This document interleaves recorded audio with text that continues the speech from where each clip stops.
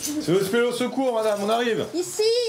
Les spéléosecours, ce sont des bénévoles de la Fédération française de spéléologie. Le scénario du jour est parfaitement réaliste. La victime est en bas de la vire, en bas du premier puits. Avec sa jambe brisée, Laura, une jeune Italienne, est coincée à 40 mètres sous terre.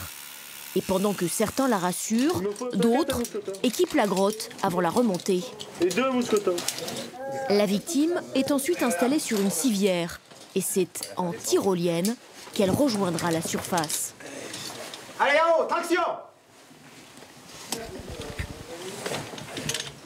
Doucement! Pour mettre la tyrolienne en place, il faut 2-3 personnes. Par contre, pour faire progresser la civière, vous voyez bien que là, on est une dizaine de personnes pour éviter que la corde frotte sur la paroi, pour éviter aussi que la civière balance un peu trop. Donc, ça nécessite beaucoup de monde. Lors d'accidents souterrains réels, les spéléosecours sont les seuls habilités à gérer ces situations extrêmes. On est quand même les plus à même d'organiser ce secours et de les réaliser puisque c'est notre terrain de jeu, c'est notre terrain d'expérimentation, de recherche et on est extrêmement à l'aise dans le milieu souterrain. Et en fait, toutes les techniques de secours aujourd'hui qu'on rencontre, aussi bien à l'extérieur sur les falaises, que ce soit des secours faits par un certain nombre de corps constitués, ont emprunté un certain nombre de techniques qui ont été inventées par les spéléologues. Alors on en est très fiers, bien évidemment. Dans la grotte de la Daoust, il y a de nombreux puits. Et sur sa civière, la jeune blessée doit les emprunter.